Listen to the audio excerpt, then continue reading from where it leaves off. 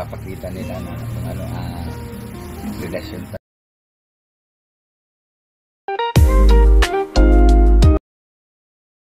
Mga kalingap, isang mapagpalang hapon po sa inyong lahat. Ayan, dito po ngayon si Tatay Biran. Ayan, Tatay Biran, kumusta po? Kailan po, sir? Ayan, may bulong daw po kasi sa atin si Tatay Biran ay. Ayan, Tatay Biran, balita ko may bulong ka dyan. Baka naman. Ayan, matanong ko lang, Tatay. Siyempre, bilang magulang, ikaw yung nakaka-observe ng ng love team ng dalawa, no? Ni Edo and ni Biancy. Ayan, sa tingin mo lang, ano kaya yung status na nila ngayon? Sa tingin ko, parang hindi pa sila nagre-reveal. Kasi siyempre minor de edad pa sila. Minor. Siguro pag nag-dibo na yan, pa sila talagang papakita nila na kung ano relasyon talaga nila. Sa ngayon, wala pang confirmation. Kung ano talagang Pero sa tingin mo, Tatay Biran, kung ikaw bilang magulang, yung mo lang, sa tingin mo lang,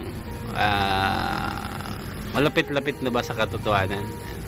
Siguro, hindi ko nga alam kung ano ang pasabog ni Edo. kung ano ang pasabog ni Edo. Daw. Baka sabi ko, iniisip niya, baka magsabi natin. Niya sa dibo ni Biancy. Di ba? Balita na wala namang problema yun sa akin. Normal na yun. Kung anong basta kung gusto pa rin sila yung nagkakagusto, walang problema yun. Kasi wala namang makakapigilin. Sila naman dalawa ang nagkakaintindihan. Sila doon. Wala kaming sa mga ganyan. Hindi at naman kayong kumukontra. Yun. So wala palang problema si Kuya Edo kung sakasakali. Kung sakali man na talagang magseryoso na siya at nasa edad na, walang problema yun. Nasa edad na kasi si Edo eh. Si Biancy sila nga ang minor pa. Kaya magdipo na siya na kung talagang nagsabi na si Edge na kung plano na. Tatanggapin po ninyo yun? Ayoko kasi yun niya eh. Basta tama. Sa tamang panahon. Tamang paraan. And syempre may respeto sa inyo.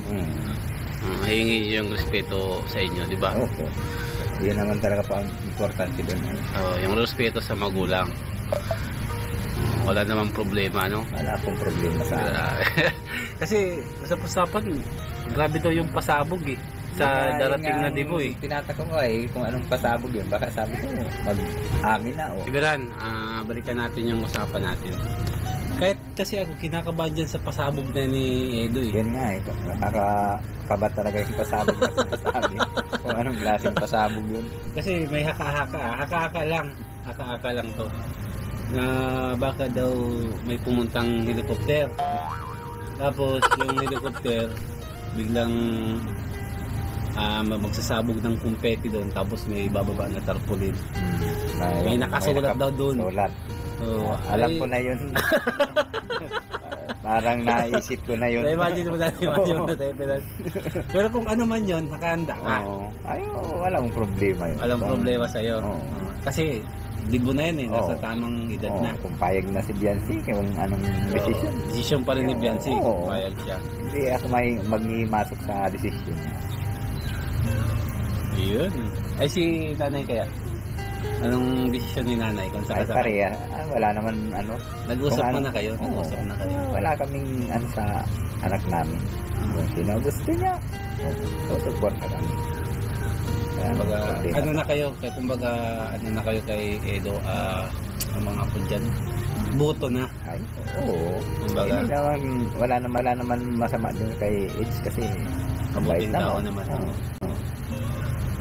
Ano naman masama din kay Edge kasi mabait naman. Magalang naman. Kumbaga, may respeto nga niya si Biancy. Kaya tiwala nga kami. Kahit nga siya ang maghatid sa ano, okay lang. Tiwala kami. Oo. Kaya ang ano ko sa kanya, hindi naman niya hindi nawala yung tiwala namin sa kanya. Kaya patuloy lang niya, wag lang titira yung pagtitiwala. Yun. Tuloy-tuloy. Ang ano ko sa kanya, hindi naman niya hindi nawala yung tiwala namin sa kanya. Kaya patuloy lang niya, wag lang titira yung pagtitiwala. Yun. Tuloy-tuloy. Tandaan mo yan, Kuya Edsa. Huwag mong sisirain yung tiwala. Kasi mahirap nang ibalik yan. Ayun po talaga. May babalik man pero hindi na Mahirap. hindi na talaga ano yung Buo. Oo, hindi na buo. Oo. Ayan. Yan yung pinakamahirap na ano, makuha sa isang tao, yung tiwala. Ayun po talaga. Pero sa tingin ko naman, Tatay Beran, ako naman lalaki baga tayo pareho. Oo, alam po yan. Alam naman baga natin yung, kung marunong din naman tayo mangilatis. Ayun. Kung anong klaseng lalaki yan, anong klaseng pagkatao meron, kung responsible ba. Oo. Kumbaga, sa tingin ko naman, ako bilang lalaki rin, nakita ko naman sa kanya lahat yun. Kumbaga, alam ko naman na kung sakasakali, iingatan yung anak niya. Ayun. Yan naman talaga ang dapat. Dapat na gawin ng lalaki. No? Kasi yun na nga, sabi nga, mag-asawa ka noon, pagkatapos mong ligawan niya noon, Oo, pinaghirap-hirapan mo. naghirap-hirapan mong Tapos hahayaan mo na lang na mawala yung yan. pinaghirapan mo. Di ba? Parang nagtrabaho ka din ay. Tapos gagastusin mo lang sa walang kwinta. Oo. Ay, parang gano'n na din yun. Kaya dapat, nagtrabaho ka, yung kinita mo, ano mo sa tama. Yan, gastos mo sa tama. Oo, para masarap. Ah. Pag yung nanliligaw ka din, no? Oo. Pag naghirap ka ng kung ilang buwan ka, ilang taon kang nanligaw, tapos naasawa mo, parang gano'n na din. Panghinayang. Lifetime na yan. Aalagaan mo talaga yun. Dapat lifetime na yan. Oo, kasi yun nga nagpagapagod ka pa. Tapos ganun lang din pala ang gagawin mo. nangyari. Pwede, wala Kawawa din. naman. Oo. Kawawa naman. Kasi Pati- maraming mga ganyan ba? Oo, sayang naman pati yung pinaghirapan. Oo. Kung magpapaasa ka man lang, kunyari lang pala yung mga ganun-ganun. Dapat talagang seryoso na hanggang sa Lifetime Dulo na yan. na. No? Oo. Till death do us part yan. Oo.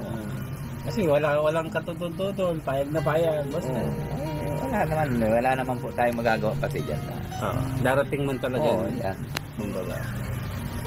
Ang ano lang sa atin, yung, siyempre, mahirap baga ang buhay. Ayun. Sa atin baga tatay, talagang ako nag-asawa ako. Hirap na hirap talaga. Hindi pa ako pulis din. Oo, kaya katulad nga sa amin, kaya gusto kang makatapos yung mga anak ko kahit babae yan. Oo. Kasi kung sakaling may tulong yung lalaki, parehas kayo tutulungan, hindi kayo mahihirapan. Ano, Kaya gusto ko yan si Biancy, makatapos tapos pa rin. talaga. Oo. Kasi hindi na kasi uso ngayon yung Oo. lalaki lang yung Oo, bubuhay. kasi sa hirap ng ngayon, kahit kasi nga yung may mga pinag-aralan na may mga na talaga, hawak may Professional mga na. professional na talaga. Hindi pa Hirap pa din. maganang buhay. Oo. Talagang mahirap pa. Talagang nahihirapan pa din sa trabaho. Totoo po yan. Kasi kami Tatay Beran, paras kami may trabaho ni Macy's. Pero sa totoo lang, kukumpare namin yung sahod namin pareho sa anak namin. Talagang kulang. Kulang po Hindi talaga. siya sapat. Dahil sa bilihin lang ngayon, yung mga Oo. nagmamahal po baga. Kaya dapat parehas talaga may trabaho yung babae sa kalalaki. Yun. Kaya, pero kung sakasakali, sangayon ka naman, kung sakali, halimbawa, mag-propose. Kung sakali lang ito, tataya, mag-propose na si Eds sa Dibu. Oo. Halimbawa, nag-propose siya sa Dibu. Tapos, propose pa lang naman. Oo. Wala naman. Tapos, magbibigay na siya ng engagement ring. Oo. Tapos, upon na, mag-aaral pa rin naman si Biancy. Kumbaga, at least, kumbaga, mga apod dyan, may apod ba ganyan, tatay, ano? Walang kontrata na. may kumbaga patanid na. Yan, natumbok mo patanid. Nakapatanid na. Wala bang problema yun. Wala yung problema. Basta ang malaga, makatapos pa rin si Biancy. Para at least, hindi man baga kasi talaga natin masabi ang buhay. Ang YouTube naman, hindi rin namin natin masabi yan. Kung hanggang kailan yan. May taaram kung hanggang saan ang pag-vlog baga. Ang kagandahan lang yan, kahit kumbaga kung talagang sila man, walang problema. Oo. Basta makapagtapos talaga ng Ayun po. pag-aaral. Para pagdating ng panahon na bumagsak man ng YouTube, Oo. May ibang ano. oo, pwedeng Pagka- makapag-apply ng trabaho, makapag ano pa, makapag-provide pa kung ano man yung natapusan niya, magamit niya pati. Opo. So, kaya grabe, napakaswerte naman pala ni Edo. Wala nang hadlang. Ano kung piling ko yan. Mabait naman si Ed. Mabait naman si Edo, no? Wala naman akong masabi sa ano. Saka pati sa mga ganyang edad baga, tayo baga pag umiedad na sa mga ganyang edad, Oo. ang gusto talaga natin kahit pa paano makapag-asawa na rin baga. Kasi kami nga kaso lang mahirap pag ano, ako ang nag-a-adjust talaga kahit Oo. ano, okay lang. Dahil mahal ko yung pamilya ko Oo, eh. ang problema. Oo, na-adjust ko eh. Mas matanda ako sa kanya eh. Hindi pa nag-iintindi. Ilang taon tatay yung agwat niyo? Ano po? 10. 10 din, dekada din pala. So si Biancy ngayon, 17. 17. Tapos si Edo, 29 pa lang yata si Edo. 29 yata. No, ano din ilang taon din.